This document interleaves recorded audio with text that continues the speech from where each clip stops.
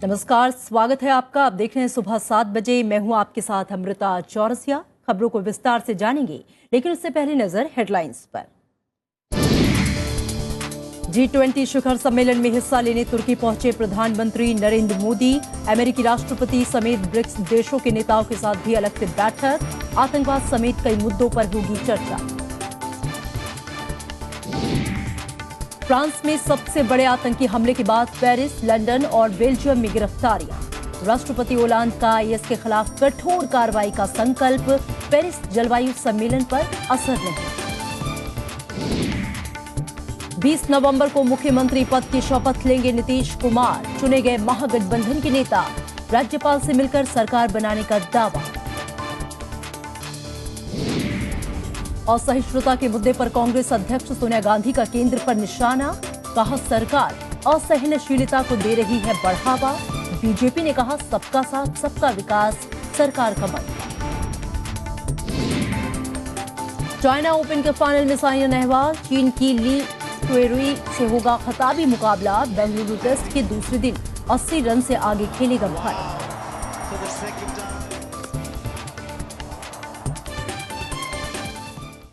तुर्की में आज से G20 शिखर सम्मेलन शुरू हो रहा है। प्रधानमंत्री नरेंद्र मोदी इसमें हिस्सा लेने के लिए देर रात तुर्की पहुंच चुके हैं। सम्मेलन में प्रधानमंत्री आतंकवाद, जलवायु परिवर्तन, काले धन का मुद्दा उठाएंगे। साथ ही प्रधानमंत्री नरेंद्र मोदी G20 देशों के नेताओं से अलग से मुलाकात करेंगे। अंतालिया में आज से G20 शिखर सम्मेलन की 10वीं बैठक शुरू हो रही है। इसमें हिस्सा लेने के लिए कई देशों के प्रमुख तुर्की पहुंचने लगे हैं। प्रधानमंत्री नरेंद्र मोदी सम्मेलन में हिस्सा लेने के लिए शनिवार देर रात तुर्की पहुंचे। फ्रांस में आतंकी हमले को देखते हुए तुर्की में सुरक्षा और चौकसी बढ़ा दी गई है। 2 दिन के इस सम्मेलन में प्रधानमंत्री नरेंद्र मोदी आतंकवाद से निपटने, जलवायु परिवर्तन, काले धन पर लगाम लगाने के लिए वैश्विक सहयोग पर जोर देंगे। साथ ही अंतर्राष्ट्रीय मुद्रा कोष में कोटा सुधार को लागू करने में देरी पर भी चिंता जताएंगे। इन सुधारों का मकसद उभरती अर्थव्यवस्थाओं को ज्यादा प्रतिनिधित्व और मतदान का अधिकार देना है। प्रधानमंत्री G20 के मंच पर विदेश से धन हस्तांतरण की लागत घटाने पर जोर देंगे। भारत दुनिया में इस तरह के रेमिटेंस का सबसे बड़ा प्राप्तकर्ता है। प्रधानमंत्री नरेंद्र मोदी सम्मेलन से इतर अमेरिकी राष्ट्रपति बराक ओबामा समेत G20 देशों के प्रमुखों और IMF की प्रमुख क्रिस्टीना लेगार्ड से मिलेंगे। दुनिया की 20 बड़ी अर्थव्यवस्था वाले देशों के नेताओं की ऐसे वक्त में बैठक हो रही है जब दुनिया में मंदी का दौर है। वहीं फ्रांस, आतंकी हमला, सीरिया संकट और प्रवासियों का मुद्दा भी वैश्विक चुनौती बना हुआ है।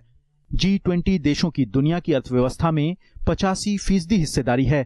साथ ही 75% व्यापार और 2/3 जनसंख्या यहाँ रहती है। Bureau report, Rajya Sabha TV. और इससे पहले ब्रिटेन दौरे के आखिरी दिन प्रधानमंत्री नरेंद्र मोदी ने कहा कि भारत में प्राचीन काल से ही लोकतांत्रिक मूल्य को बढ़ावा दिया गया है। दार्शनिक बसवेश्वर की प्रतिमा का अनावरण के मौके पर उन्होंने ये बात कही। प्रधानमंत्री ने लंदन में डॉक्टर अंबेडकर स्मारक का भी उद्घाटन किया। ब्रिटेन यात्रा के आखिरी दिन प्रधानमंत्री नरेंद्र मोदी ने लंदन में 12वीं सदी के दार्शनिक बसवेश्वर की नई प्रतिमा का अनावरण किया। इस मौके पर प्रधानमंत्री ने कहा कि भगवान बसवेश्वर के सिद्धांत और विचार आज की पीढ़ी के लिए भी प्रासंगिक हैं। उन्होंने लोकतांत्रिक मूल्यों, लैंगिक समानता और महिला सशक्तिकरण को बढ़ावा दिया। उनके आदर्श, उनके विचार विश्व के लोकतांत्रिक मूल्यों में विश्वास करने वाले लोगों को उनकी तरफ आकर्षित करेंगे, उनको समझने का प्रयास करेंगे और विश्व लोकतांत्रिक मूल्यों का महत्व समझेगा। प्रधानमंत्री ने कहा कि भारतीय समाज में दार्शनिक और समाज सुधारकों का अहम स्थान है। उन्होंने समाज में बदलाव और सुधार की प्रक्रिया को आगे बढ़ाया। हिंदुस्तान की विशेषता है कि हर समय हमने ऐसे रिफॉर्मर को जन्म दिया है जिन्होंने समाज में आती हुई बुराइयों को रोकने के लिए अथाक प्रयास किया है और उसका परिणाम देश को अच्छी तरह मिला है। प्रधानमंत्री ने उत्तरी लंदन में एक नए डॉक्टर अंबेडकर स्मारक का उद्घाटन किया। ये स्मारक उसी जगह बनाया गया है जहां बाबा साहेब भीमराव अंबेडकर ने रहकर कॉलेज की पढ़ाई की थी। इस मौके पर महाराष्ट्र के मुख्यमंत्री देवेंद्र फडणवीस और रामदास अठावले भी मौजूद थे। इससे पहले प्रधानमंत्री ने ब्रिटिश सांसदों, लेबर पार्टी के नेताओं और भारतीय मूल के लोगों से मुलाकात की। इसमें ब्रिटेन के विपक्षी दल और लेबर पार्टी के नेता जेरेमी कॉर्बिन और उद्योगपति लॉर्ड स्वराज पॉल शामिल हैं। प्रधानमंत्री टाटा मोटर्स के मालिकाना हक वाली जगुआर लैंड रोवर फैक्ट्री भी गए। ब्रिटिश दौरे के बाद प्रधानमंत्री 14 नवंबर को G20 शिखर सम्मेलन में हिस्सा लेने के लिए तुर्की रवाना हो गए। Arfa Khanum Sherwani, Rajya Sabha TV, London. France में बड़े आतंकी हमले के बाद पेरिस, बेल्जियम और लंदन से कुछ गिरफ्तारियों की खबरें हैं। हमले को अंजाम देने वाले एक आत्मघाती हमलावर के भाई और पिता को फ्रांस की राजधानी पेरिस से ही हिरासत में लिया गया। 29 साल का फ्रेंच हमलावर कंसर्ट हॉल में हुए आत्मघाती हमले में शामिल था। इसके अलावा बेल्जियम में भी कई छापेमारियों के बाद कुछ लोगों की गिरफ्तारियां हुई हैं। बेल्जियम के कानून मंत्री कोन गिन्स के मुताबिक बेल्जियम में लाई गई कार पेरिस के हमलावरों के पास से बरामद की गई। इसके अलावा लंदन के गेटविक एयरपोर्ट से भी फ्रांस के नागरिक की गिरफ्तारी हुई है। और इसी बीच फ्रांस के विदेश मंत्री ने साफ किया है कि इन हमलों का असर 30 नवंबर से पेरिस में शुरू हो रहे जलवायु परिवर्तन सम्मेलन पर नहीं पड़ेगा। इस हमले के विरोध में अमेरिका, यूरोप के कई देशों से लेकर ईरान में लोगों ने मार्च निकाला है और आईएस के आतंकी हमलों की निंदा की। फ्रांस के राष्ट्रपति फ्रांसवा ओलांद ने कहा कि पेरिस में हुए आतंकी हमलों का कठोर जवाब दिया जाएगा। आतंकी संगठन आईएस की ओर से शुक्रवार की रात अंजाम दिए गए आत्मघाती हमलों में मारे जाने वालों की संख्या 129 हो गई, जिसमें 80 की हालत गंभीर है। हमले में 350 से ज्यादा लोग घायल हैं और इस घटना के बाद फ्रांस में आपातकाल घोषित कर दिया गया है और सीमाएं भी सील कर दी गई। दुनिया भर के देशों ने इन हमलों की निंदा की है। फ्रांस की राजधानी पेरिस को दूसरे विश्व युद्ध के बाद सबसे बड़े हमले का सामना करना पड़ा है। पेरिस में 6 जगहों पर स्वचालित राइफलों और विस्फोटकों वाली बेल्ट का इस्तेमाल कर आत्मघाती हमले किए गए। पेरिस के बैटाकला कॉन्सर्ट हॉल में सबसे ज्यादा लोगों की मौत हुई। बंदूकधारियों ने कई लोगों को बंधक बना लिया था। इस घटना के बाद लोग दहशत और खौफ में हैं। C'est assez confus en fait, parce que nous on a entendu 2 explosions. Au départ je pensais que c'était des bombes agricoles. Après il y a eu plein de rumeurs à l'intérieur du stade, on était à la porte E, ça a pété juste à côté, c'est vrai que c'était bruyant mais... लोगों को घर से बाहर नहीं निकलने की सलाह दी गई है। स्थानीय पुलिस की मदद के लिए सेना को भी तैयार रहने के निर्देश दिए गए हैं।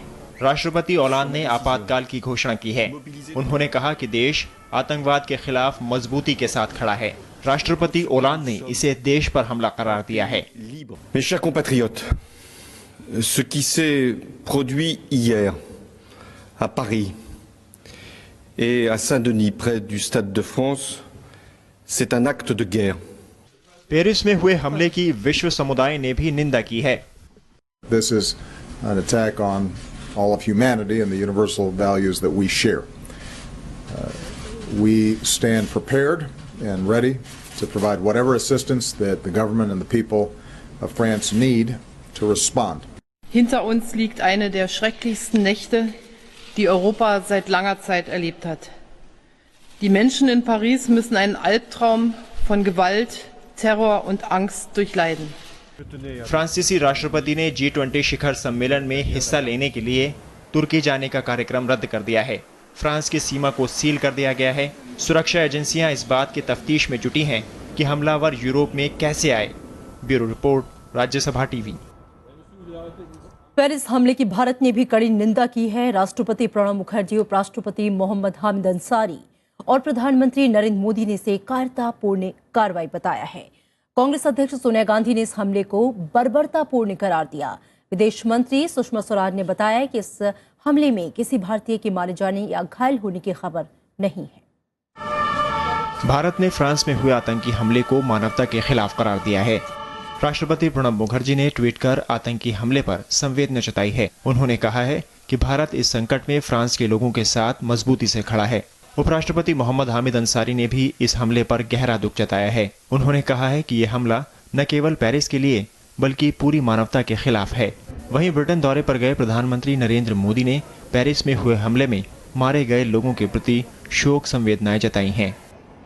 ये हमला पेरिस पर नहीं है, ये हमला फ्रांस के नागरिकों पर नहीं है, ये हमला फ्रांस पर नहीं है, ये हमला मानवता पर है। ऐसी घटनाओं की घोर निंदा करनी होगी और मानवतावादी शक्तियों ने इकट्ठा आकर के मानवता विरोधी शक्तियों को परास्त करने के लिए अपनी जिम्मेवारियां निभानी होगी। कांग्रेस अध्यक्ष सोनिया गांधी और पार्टी उपाध्यक्ष राहुल गांधी ने पेरिस हमले को बर्बरतापूर्ण कार्रवाई करार दिया है। पेरिस में जो आतंकवादी हमला हुआ है उस पर हम सब बहुत गहरा शोक व्यक्त करते हैं। हमारी संवेदनाएं फ्रांस की जनता के साथ है। किसी भी तरह के आतंकवाद के खिलाफ हमारी लड़ाई को जारी रखना ही होगा। फ्रांस में हुए आतंकी हमले की विश्व समुदाय ने भी निंदा की है। इस हमले के बाद फ्रांस में आपातकाल लगा दिया गया है। Bureau report, Rajya Sabha TV. और बिहार में नई सरकार का शपथ ग्रहण समारोह 20 नवंबर को होगा। पटना के ऐतिहासिक गांधी मैदान में नीतीश कुमार पद और गोपनीयता की शपथ लेंगे। इस मौके पर कई बड़े राजनेता शामिल होंगे। नीतीश कुमार ने राज्यपाल से मुलाकात कर सरकार बनाने का दावा पेश किया। बिहार में सरकार बनाने की कवायद तेज हो गई है। सबसे पहले जेडीयू विधायकों की बैठक हुई, जिसमें नीतीश कुमार को पार्टी का नेता चुना गया। इसके बाद महागठबंधन की बैठक हुई। इस बैठक में नीतीश कुमार को औपचारिक रूप से विधायक दल का नेता बनाया गया। बैठक में सरकार बनाने के लिए रणनीति भी तैयार हुई। बैठक में आरजेडी अध्यक्ष लालू प्रसाद यादव, जेडीयू अध्यक्ष शरद यादव, कांग्रेस के बिहार प्रभारी सीपी जोशी मौजूद थे। अभी मिशन बाकी है। जो बिहार की जनता ने दिया है वो है देश के लिए। तो देश में भी ये जो बिहार की जनता ने राह दिखाई है उस राह को पकड़ करके आगे देश में भी चलना है। मंत्रिमंडल में तीनों दलों के लोग शामिल होंगे और मिलकर परस्पर सहयोग और विश्वास के साथ हम लोग एकजुट होकर काम करेंगे।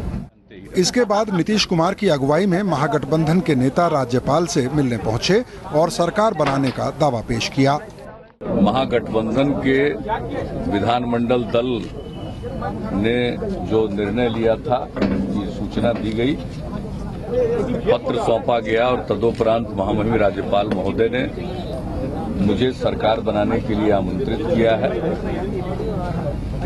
और 20 तारीख को 2 बजे दिन में गांधी मैदान पटना में शपथ ग्रहण समारोह आयोजित किया जाएगा। इससे पहले नीतीश कुमार के मंत्रिमंडल की आखिरी बैठक हुई और विधानसभा भंग करने की सिफारिश की गई। राज्यपाल रामनाथ कोविंद ने इस सिफारिश को मान लिया और अगली सरकार बनने तक नीतीश कुमार को कार्यवाहक मुख्यमंत्री के तौर पर काम करने को कहा। विधानसभा चुनाव में महागठबंधन को 2/3 से ज्यादा सीटें मिली हैं। Bureau report, Rajya Sabha TV. पूर्व प्रधानमंत्री जवाहरलाल नेहरू की 125वीं जयंती के मौके पर हुए कार्यक्रम में कांग्रेस ने मौजूदा केंद्र सरकार की नीतियों की जमकर आलोचना की। कांग्रेस अध्यक्ष सोनिया गांधी ने बीजेपी और आरएसएस पर असहनशीलता को बढ़ावा देने का आरोप लगाया। साथ ही केंद्र की एनडीए सरकार पर इतिहास से छेड़छाड़ कर जवाहरलाल नेहरू के योगदान को मिटाने का आरोप लगाया। दिल्ली के इंदिरा गांधी इंडोर स्टेडियम में जवाहरलाल नेहरू की 125वीं जयंती समारोह के समापन के मौके पर कार्यक्रम का आयोजन किया गया। इसमें कांग्रेस के नेताओं ने बीजेपी और आरएसएस की जमकर आलोचना की। कांग्रेस अध्यक्ष सोनिया गांधी ने कहा कि वो लोग जिन्होंने आजादी की लड़ाई में कोई योगदान नहीं दिया, वो नेहरू और गांधी की भूमिका पर सवाल उठा रहे हैं। उन्होंने आरोप लगाया कि मौजूदा केंद्र सरकार सांप्रदायिकता को हवा दे रही है। आज जो भी सेक्युलर मूल्यों का विरोध करता है वो सिर्फ नेहरू जी का नहीं बल्कि महात्मा गांधी, उनके तमाम साथियों और दूसरे महान नेताओं का भी विरोध कर रहा है। कांग्रेस उपाध्यक्ष राहुल गांधी ने असहनशीलता के मुद्दे पर प्रधानमंत्री नरेंद्र मोदी की चुप्पी पर सवाल उठाया। आज हिंदुस्तान की जनता देख रही है और कह रही है कि अच्छे दिन नहीं आए, एक धर्म को दूसरे धर्म से लड़ाया जा रहा है, छोटे बच्चों को जलाया जा रहा है और हमारे प्रधानमंत्री इसके बारे में कुछ नहीं कह रहे हैं। पूर्व प्रधानमंत्री मनमोहन सिंह ने मोदी सरकार के विकास के दावों की आलोचना करते हुए समावेशी विकास पर जोर दिया। विकास और सोशल जस्टिस एक ही चीज के दूसरे नाम है। विकास अगर गरीबों तक नहीं पहुंचता, विकास अगर पिछड़े लोगों के डेवलपमेंट के बारे में नहीं सोचता, अगर शेड्यूल्ड कास्ट और शेड्यूल्ड ट्राइब्स की वेलबींग के बारे में नहीं सोचता, तो वो विकास सही मानों में विकास नहीं है। सम्मेलन में जहां कांग्रेस ने पंडित नेहरू की विचारधारा को देश के सद्भाव और एकता के लिए जरूरी बताया, वहीं बिहार चुनाव नतीजों से उत्साहित कांग्रेस केंद्र सरकार की नीतियों के खिलाफ काफी मुखर दिखाई दी। श्याम सुंदर, राज्यसभा टीवी। और उधर बीजेपी ने असहनशीलता पर कांग्रेस के आरोपों को पूरी तरह से खारिज किया है। पार्टी ने यह आरोप लगाया है कि कांग्रेस इसे मुद्दा बनाकर दुनिया भर में देश की छवि खराब कर रही है। पॉलिटिकल लड़ाई नरेंद्र भाई मोदी से नहीं लड़ सकते हैं, इसलिए कभी साहित्यकारों के माध्यम से, कभी फिल्मकारों के माध्यम से, कभी एनजीओ के माध्यम से और कभी जो बिगड़ैल अधिकारी हैं उनके माध्यम से। तो जनता जानती है और जनता लगातार कांग्रेस को करारा जवाब जमीन पर दे रही है। पंडित जवाहरलाल नेहरू के 125वें जन्म दिवस पर चल रहे कार्यक्रम का औपचारिक समापन हो गया। इस मौके पर Nehru memorial museum and library में गृह मंत्री राजनाथ सिंह ने कहा कि नेहरू भारत के लोकतंत्र और आजादी की सफलता के मुख्य स्तंभ थे।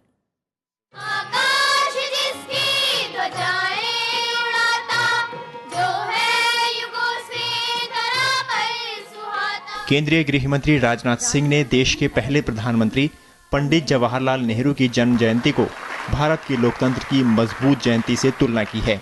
उन्होंने कहा कि पंडित नेहरू ने भारत के लोकतंत्र को मजबूत करने में अहम भूमिका निभाई है। यदि मैं पंडित जवाहरलाल नेहरू के संबंध में यह कहूं कि भारत में प्रजातंत्र की इमारत को मजबूत बनाने में अथक प्रयास करने वालों में प्रमुख नेता यदि कोई था तो उस नेता का नाम है पंडित जवाहरलाल नेहरू। गृह मंत्री राजनाथ सिंह ने कहा कि चाहे विज्ञान हो या उद्योग या फिर कृषि, नेहरू ने सभी पर समान ध्यान दिया। कौन हस्तक्षेप करे, कौन मध्यस्थ की भूमिका निभाए ताकि यह संघर्ष अरब देशों और इजराइल के बीच यह समाप्त हो जाए। हो तो नहीं पाया था, लेकिन नाम यदि उस समय के राष्ट्रपति आइजनहावर ने यदि सोचा था किसी का, तो पंडित जवाहरलाल नेहरू का नाम सोचा था। माने इस अंतर्राष्ट्रीय स्तर का ऐसा एक व्यक्तित्व पंडित जवाहरलाल नेहरू का। नेहरू जयंती समापन समारोह में अंतर्राष्ट्रीय सांस्कृतिक संबंध परिषद के चेयरमैन लोकेश चंद्रा भी मौजूद थे। नेहरू मेमोरियल लाइब्रेरी में नेहरू के जीवन और उनके योगदान पर एक प्रदर्शनी भी लगाई गई। राजनाथ सिंह ने भी यह स्वीकार किया कि नेहरू की कुछ नीतियों से उन्हें मतभेद हो सकता है, लेकिन नीयत से नहीं, और नीतियां तो समय की जरूरत के हिसाब से बनती हैं। जवाहरलाल नेहरू भारत के इतिहास पुरुष थे और रहेंगे। राज्यसभा टेलीविजन के लिए कैमरा पर्सन DK पांडे के साथ दिल्ली से अखिलेश सुमन। और वक्त एक ब्रेक का है। ब्रेक के बाद देखेंगे आपकी आवाज में शिक्षा बेहाल, अस्पताल बदहाल।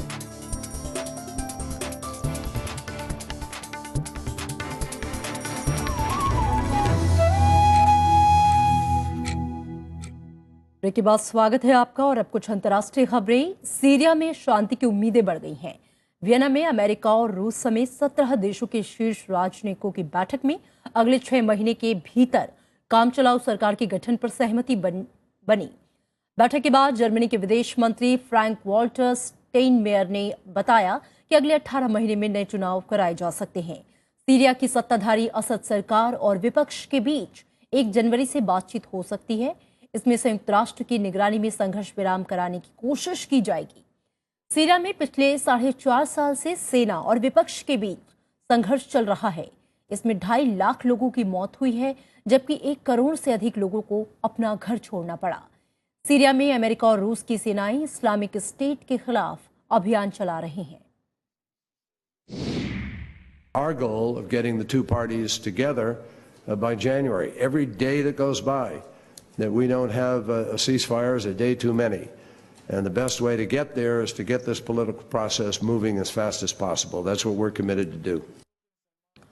अमेरिका रक्षा मंत्रालय ने लीबिया में आतंकी संगठन आईएस के प्रमुख के मारे जाने का दावा किया है।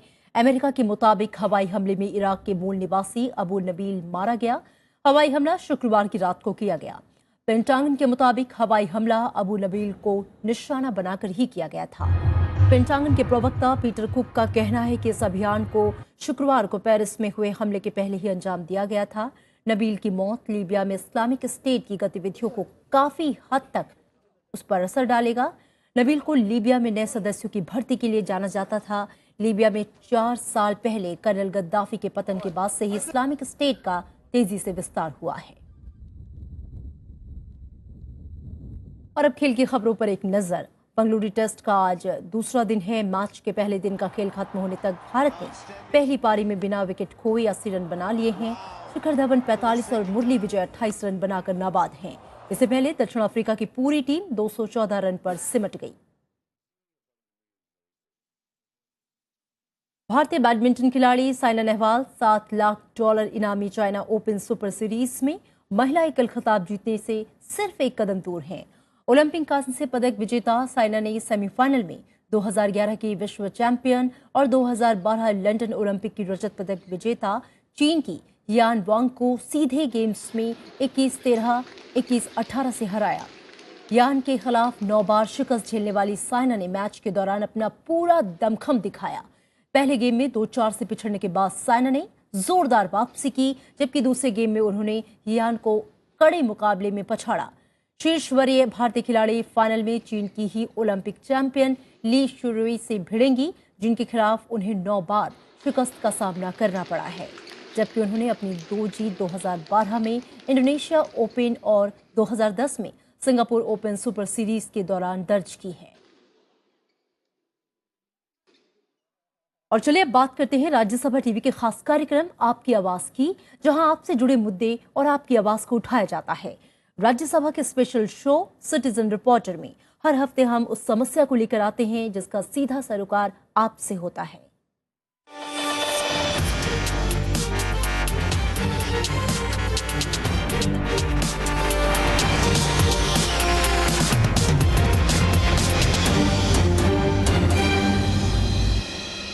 और आपकी आवाज में आज खबर बिहार से है। खबर एक ऐसे गांव की जो बसा है नालंदा के प्राचीन विश्वविद्यालय और राजगीर के बीच। हैदरगंज कड़ाह गांव के लोग आज तक एक स्कूल के लिए तरस रहे हैं। बड़ी बात यह है कि नालंदा से मुख्यमंत्री नीतीश कुमार का गहरा रिश्ता है। उनका खुद का गांव भी इसी जिले में पड़ता है। बावजूद इसके यहाँ के लोगों को शिक्षा और स्वास्थ्य जैसी बुनियादी सेवाओं के लिए कोसों दूर जाना पड़ता है।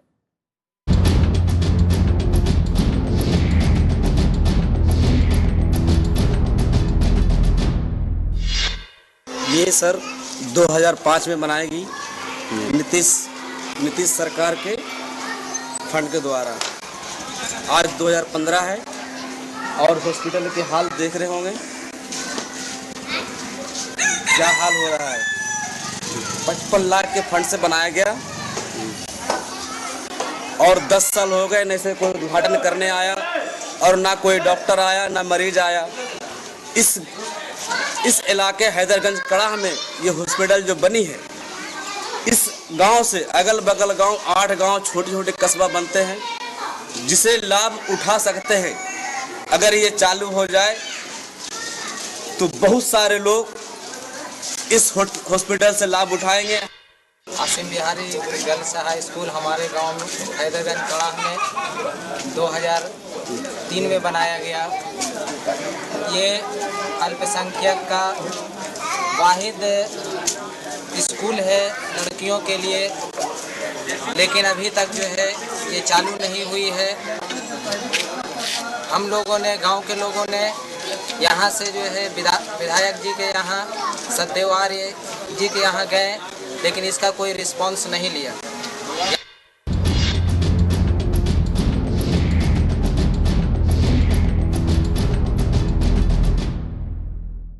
स्कूल और अस्पताल 10 साल से तैयार हैं, लेकिन लोगों की परेशानी जस की तस है। मूलभूत सुविधाओं के लिए लोगों ने प्रशासन से कई बार गुहार लगाई, लेकिन सब अनसुना रह गया। निवासियों की शिकायत है कि अधिकारी हो या नेता, सब आश्वासन तो देते हैं, लेकिन होता कुछ नहीं है। अब तो लोग गांव की बदहाल तस्वीर बदलने का इंतजार करते भी थक गए हैं।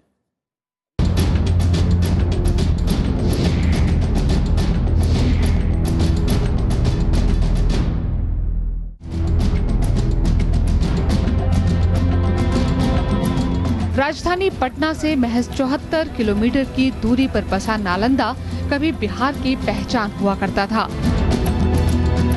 आज इसी जिले के हैदरगंज कड़ाह गांव के लोग स्वास्थ्य और शिक्षा की बदहाली से परेशान हैं। गांव में स्कूल और अस्पताल की इमारत बने सालों बीत गए, लेकिन आज तक यहां ना तो कोई शिक्षक आया और ना ही कोई डॉक्टर। अस्पताल की इमारत का तो अभी तक उद्घाटन भी नहीं हुआ है। टूटी फूटी हालत में पहुंच चुकी इन इमारतों को देखकर कहा जा सकता है कि सरकार के लाखों रुपए यूं ही बर्बाद हो गए। आसिम बिहारी गर्ल स्कूल के नाम से जाबिर हुसैन के फंड से ये बनाया गया। 2003 से अब तक ये स्कूल चालू नहीं हुआ। और यहाँ की अल्पसंख्यक की लड़कियाँ और दलित की लड़कियाँ 3 किलोमीटर दूर यहाँ से पढ़ने जाया करती हैं। 10 साल पहले गाँव वालों की फरियाद के बाद स्कूल और अस्पताल बनाया गया। लगा कि अब लोगों को पढ़ाई और सेहत की परेशानियों से दो चार नहीं होना पड़ेगा, लेकिन आज भी लड़कियों को स्कूल के लिए कई किलोमीटर का सफर पैदल तय करना होता है। गांव में किसी को अस्पताल ले जाने की नौबत आ जाए तो इसके लिए सबसे नजदीकी अस्पताल 20 किलोमीटर दूर बिहार शरीफ में है। जाहिर है ऐसे में मरीज की जान भगवान भरोसे ही है। इस गांव की आबादी 15,000 से ज्यादा है, जिसमें ज्यादातर लोग दलित और अल्पसंख्यक समुदाय से हैं। हैदरगंज कड़ाह के अलावा इस जिले के 8 और गांव हैं, जहां जरूरी सुविधाओं के नाम पर लोग ठगा हुआ ही महसूस करते हैं। इस बारे में स्थानीय नेताओं से कई बार दरख्वास्त की गई, लेकिन कोई सुनवाई नहीं हुई। हमारे लोग वहाँ उनके पास कितने बार अर्जी लेके गए, कागज लेकर गए, उन्होंने सिर्फ आश्वासन के अलावा कुछ नहीं दिया। सिर्फ इलेक्शन के मौके पर आते हैं और बकिया फिर 5 साल झांकी मारने नहीं आते इस गांव में। जब एक बार कभी दुर्घटना घटा था टंकी के मामला में पानी वाला, उस वक्त आए थे, उसके बाद से फिर कभी नहीं आया। चुनाव दर चुनाव बीत गए, सरकारें बनती गईं, लेकिन नहीं बदली तो इस गांव की तस्वीर। आज भी यहाँ के लोग शिक्षा और स्वास्थ्य जैसी मूलभूत सुविधाओं के लिए तरस रहे हैं।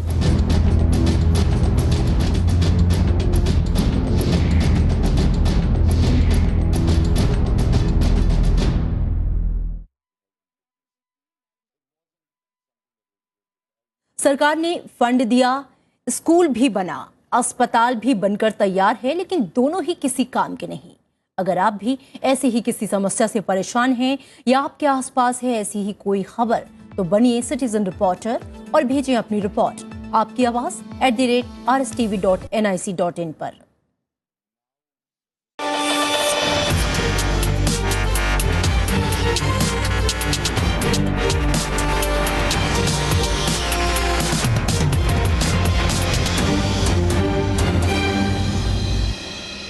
और इन खबरों के साथ इस बुलेटिन में इतना ही, लेकिन चलते चलते नजर हेडलाइंस पर।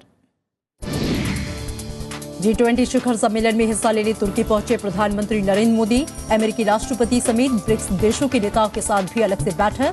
आतंकवाद समेत कई मुद्दों पर होगी चर्चा। फ्रांस में सबसे बड़े आतंकी हमले के बाद पेरिस, लंदन और बेल्जियम में गिरफ्तारियां। राष्ट्रपति ओलांद का IS के खिलाफ कठोर कार्रवाई का संकल्प। पेरिस जलवायु सम्मेलन पर असर नहीं। 20 नवंबर को मुख्यमंत्री पद की शपथ लेंगे नीतीश कुमार। चुने गए महागठबंधन के नेता, राज्यपाल से मिलकर सरकार बनाने का दावा। असहिष्णुता के मुद्दे पर कांग्रेस अध्यक्ष सोनिया गांधी का केंद्र पर निशाना। कहा सरकार असहनशीलता को दे रही है बढ़ावा। बीजेपी ने कहा सबका साथ, सबका विकास सरकार का मत। और चाइना ओपन के फाइनल में साइना नेहवाल चीन की ली शुरई से होगा खिताबी मुकाबला। बंगलुरु टेस्ट के दूसरे दिन 80 रन से आगे खेलेगा भारत।